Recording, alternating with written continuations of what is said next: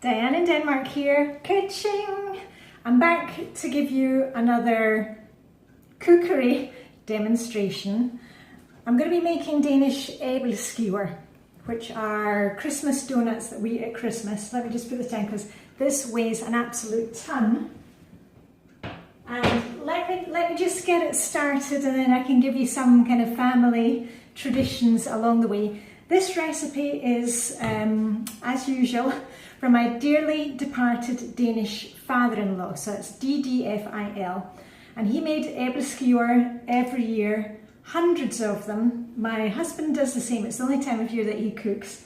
But I'm just going to give you a little demonstration here of how we do it. I'm only going to be doing about 30 Christmas donuts today because it's just a run through, and I don't want to I do my husband because he will be making them at the weekend. But anyway, let me just dive into the recipe. I will talk you through the recipe. I will put it as a pinned comment and in the video information. So don't worry too much if you don't get all the exact measurements. And I'll try and give you it in what we use here in Europe in metric, and then, imperial for those of you who are still working with that old system.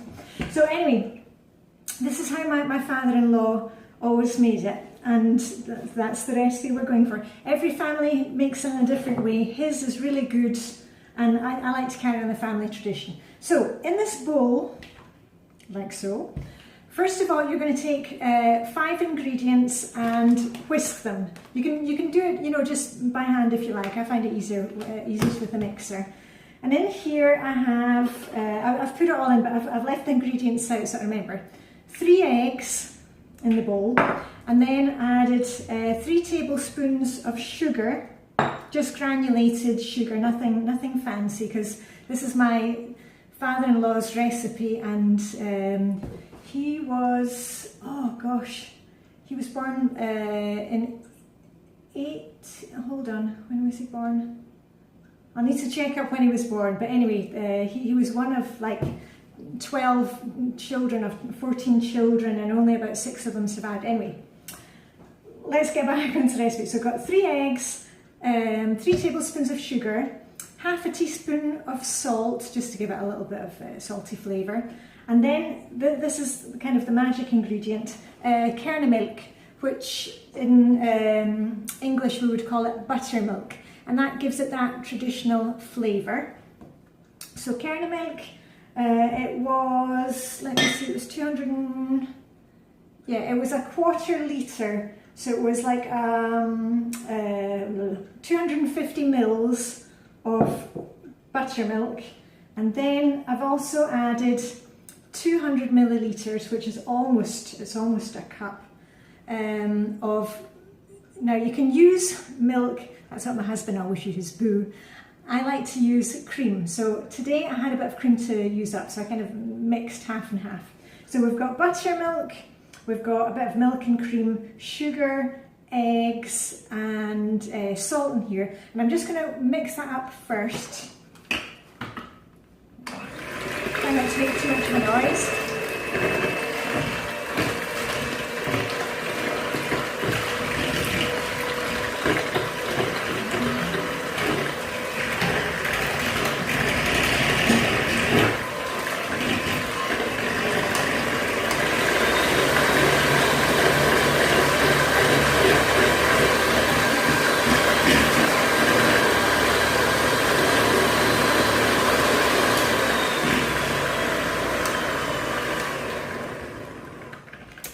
And it will be a nice kind of yellow colour, a bit frothy. There we go. And then we're going to add in the flour and the flavourings, if you like. So the next thing I'm going to add is the flour, like I said. And the flour is 250 grams, and that's almost 2 cups. I'm just going to add a wee drop at a time. Just get a spoon. There we go.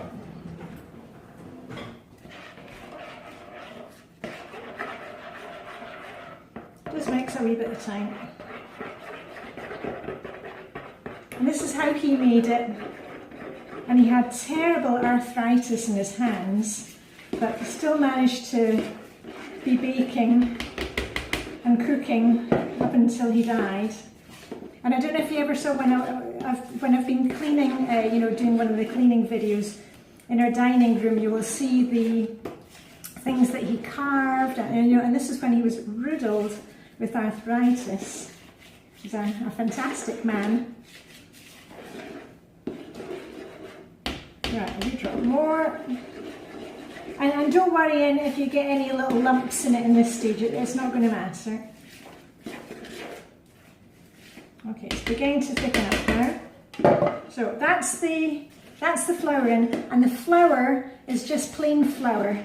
If you've only, you know, if you're in the UK, you know, in Britain, and you only have self-raising, don't worry, just use that. It'll turn out the same. But in Denmark, self-raising flour doesn't exist, so we just add baking powder. So if you see any Danish recipes, it will be plain flour and baking powder. Okay, so it's quite thick already. And then I'm going to add in the last things. Let me just check. Okay, 2 teaspoons of baking powder. Of course, if you've used self-raising flour, you don't need to bother adding that. And I'll just tell you what it's called in Danish. It's called bagepulver or bagepulver. That's how it's spelt, but that's not how it's pronounced. That's why Danish is one of the most difficult languages I've ever had to learn. Okay, I'm putting in 2 good spoons of baking powder. And then the thing that gives it its very Danish Christmas æbleskiver taste is ground cardamom, or as it's called here, cardamom. Cardamom. And if you smell cardamom, it's a slightly sweet smell, not like a kind of you know, it's kind of a peppery sweet smell. Anyway, if you've ever smelled cardamom, you know what I'm on about. And we generally use like a teaspoon, half a teaspoon to a teaspoon. And I'm just doing it by eye. That'll be enough. And at this stage, you can have a wee taste of it. You know, spit it out if you're worried about, you know, raw eggs. But you can taste it and see if you've got enough cardamom in there. I'm just going to have a wee sniff. Oh gosh, the smell of the buttermilk and the cardamom. There we are. Right, and I think I've got everything there. So let me see, I'll go through it again. We had 3 eggs, 3 tablespoons of sugar, a half teaspoon of salt, a 1/4 litre of kærnemælk, which is 250 mils of buttermilk, 200 mils of cream or milk. I used a mixture of what I had left in the fridge. Remember, we're not going out to buy extra stuff, we're just using what we've got. Mix all that together, and then you slowly add in your flour, which was almost 2 cups of flour, or 250 grams of plain flour, and then there were 2 teaspoons of baking powder just to make them a bit fluffy and rise a bit, and the cardamom, and that gives it the Danish taste.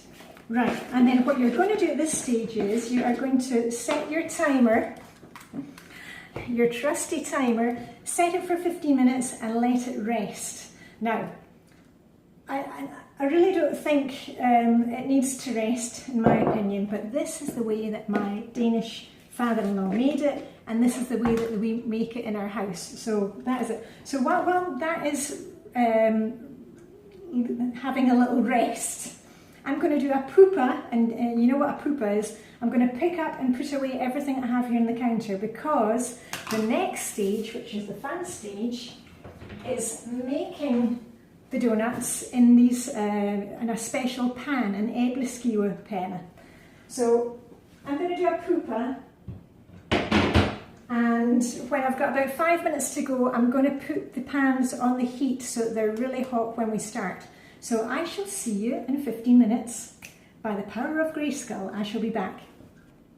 Right, 15 minutes is gone. As you can see, it is actually quite frothy on the top. Can you see that? Oh, Oh, and hold on, let me just get my penny back on and light the candle. Remember, if you're burning candles, we burn a lot of candles in Denmark. Do not leave a candle unattended ever. I mean, don't go into another room and think I'm just going to come back in a couple of minutes. Blow them out and make sure you've got like little tea lights. Let me get the candle going. There we are, that's hyggeligt. There we are, right. Okay, and as I said, I've got the pans heating. So we've got this quite frothy mixture, and you'll also probably have noticed, I've put it in a jug because it's easier to pour it into the pans from the jug. And the other things that I have ready here, I'll just show you. I've obviously got a little bit of, kind of cooking oil to put into the base of the pans, and my wee brush which can withstand temperatures of goodness knows how, but it doesn't burn, so that I'm going to use that. And the last thing, what could this be? It is a knitting needle. Let me see, let me get my size 3. Size 3 knitting needle is what, well, I generally use a size 3, but my Dearly-Departed-Danish-Father-in-Law, for some reason he would use a knitting needle instead of a skewer. And I don't know why, but I just really like that idea of using the knitting needle. So anyway, I'm going to just turn the camera around. I'm just going to sterilise this before I use it.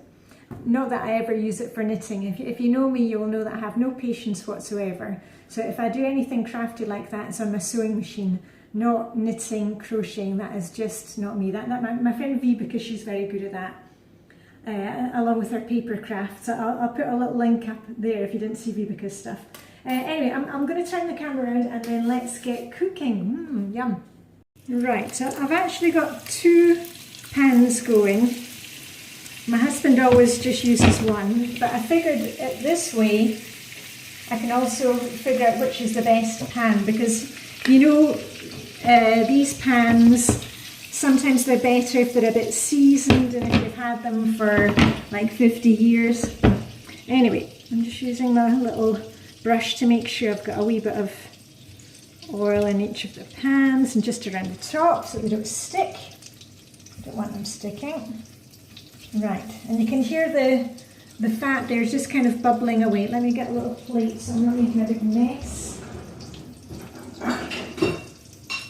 There we are, just a wee dish that I'm not making a mess of the stove top. Let's get a wee drop in here. It's the first one. And I'm just filling it about 2/3. It does have a wee drop of baking powder in it, so they will hopefully puff up.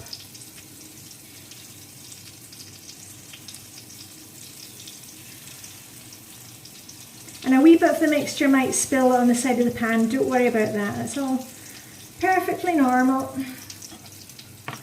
There we are. I'll get the other one filled up as well. So we've got 2 pans going at the same time.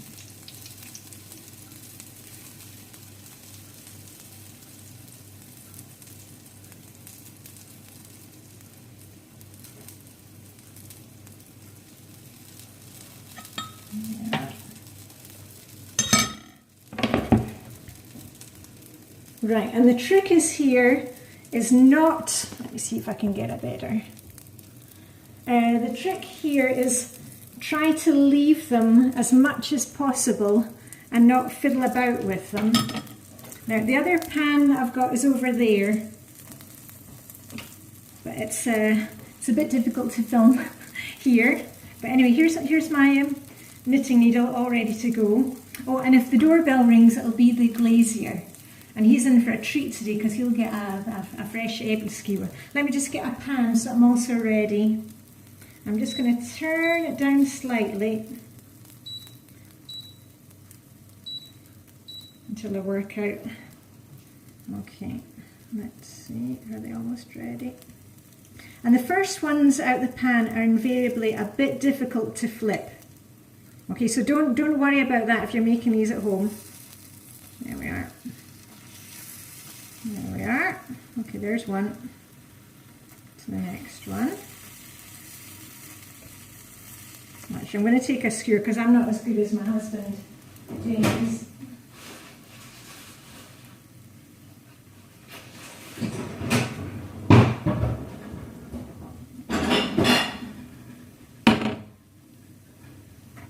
There we go. Yeah, and I can see they're cooking really fast, so that's why the first lot you've got to make sure and see if you're doing it too hot or too cold. That's why I've already turned the pan down. Okay, this one doesn't want to come out.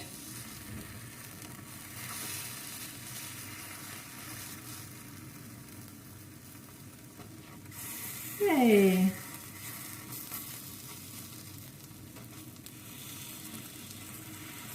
Okay, so they're a wee bit messy, never mind. They all taste the same. Right, and I'm going to go over to the other ones and flip those.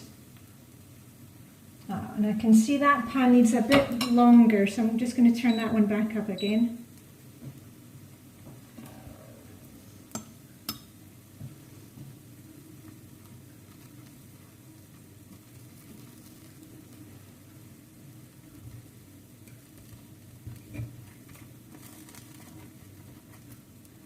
I'm going to get that dark.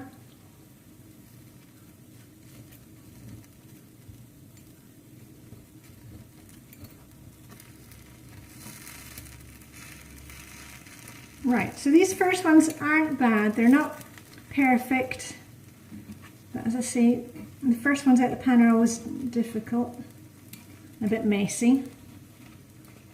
But then if you're the cook, you get to eat them. Right. Okay. I'm just going to grab a piece of kitchen roll to wipe this off.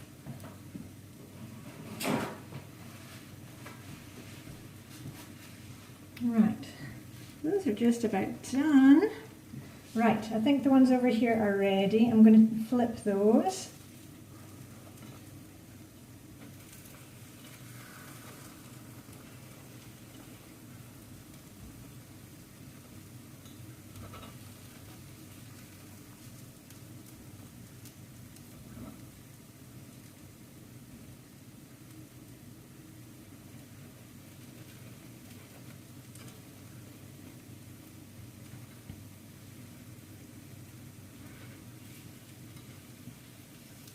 Yeah, it's amazing how the two pans can be so different. Let me just bring this pan over so you can see. These ones are very light. I think that's also why my husband likes to use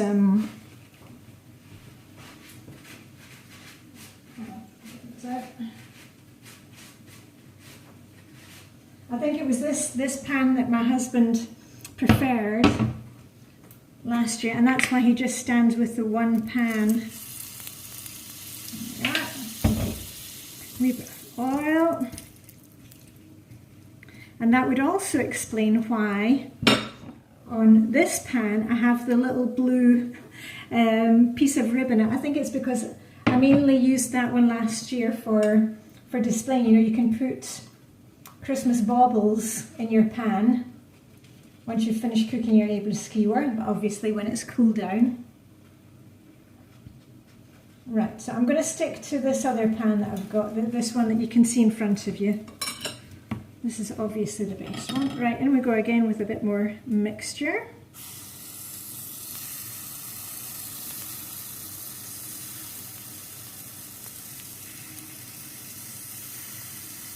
And I tell you what, so I'm not wasting your time standing watching these. Let me come back when I've got some to show you, and then I will show you how we eat them in Denmark. Oh, and one last thing, just while I'm actually cooking them here. They are called Aebleskiver, which means apple slices, and I know a lot of recipes that you'll see, especially non-Danish recipes, will say that you put a little piece of apple in them. That's what people used to do a long time ago, but in Denmark people don't generally put slices of apple in the middle. They are just plain as you see them. They're just the donuts. So if you want the real traditional Danish æbleskiver as we eat them today in Denmark, you know, as all families eat. They won't have anything in the middle. Right, anyway, I'll come back to you when I've got a plate to show you.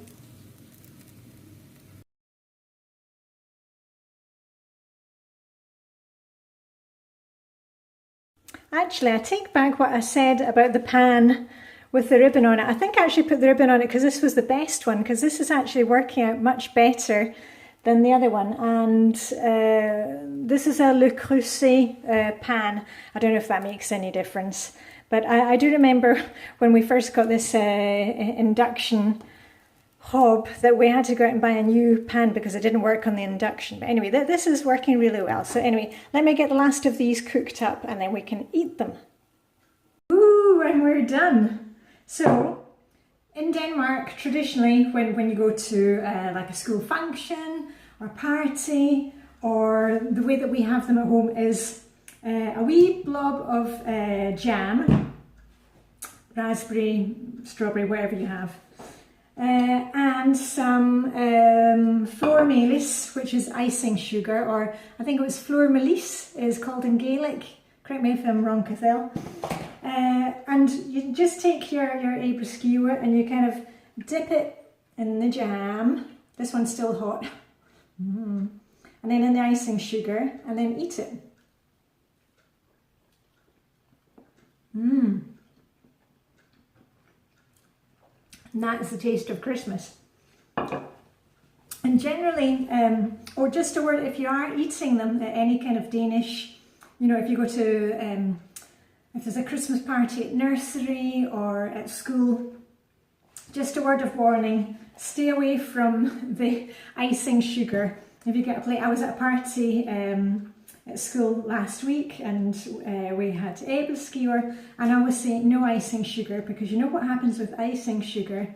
It gets everywhere. So, you know, if you're standing there with your plate and your æbleskiver, you do not want to be standing with icing sugar and then, you know, a little child runs past you and it definitely looks like Christmas. Anyway, I'll just, oh, itchy nose, is that a visitor? Glazier hasn't turned up yet. Just to tell you, when we traditionally, our æbleskiver, as I said, it's my husband who makes æbleskiver. I don't make æbleskiver, so I'm not good at, you know, making them look nice, but yeah, I do a pretty good job. But traditionally we have them on Advent Sunday. If you are following me on Instagram, Diane in Denmark, you will see that on Advent Sunday we light one of the Advent candles on the Advent decoration that we have, and we eat something, you know, pebernuller that we have made. There's a link to the recipe for that, or some chocolates, fudge that we've made, and æbleskiver. Quite often we'll have æbleskiver. And the other time that we eat them traditionally, and what we'll be doing this year, is on Little Christmas Eve. That's something that we have here in Denmark. It's the 23rd of December. Our Christmas Eve, our main Christmas celebration, is the 24th. And on the 23rd, it was also tradition of my husband's family, that the night before, that their dinner would be something plain, you know, like some rye bread with toppings on it, and as many æbleskiver as they could eat. And I think I managed, because, you know, as I said to you, my Danish father-in-law, he would cook hundreds of them, and I think at one sitting I managed, oh sorry, just got it cut off. Yeah, I think I managed to eat the equivalent of this, about 25 of them in one sitting. So anyway, my husband is going to be making them for us this year, and generally he makes between 100 to 150, and they freeze very well. So, you know, he makes them and then we freeze them in bags and then just take them as we need them for Advent Sunday or for Little Christmas Eve. So anyway, I'm going to finish eating mine for the glazier turned up. There you go. Okay, anyway, Diane in Denmark, live long and prosper, and see you very soon.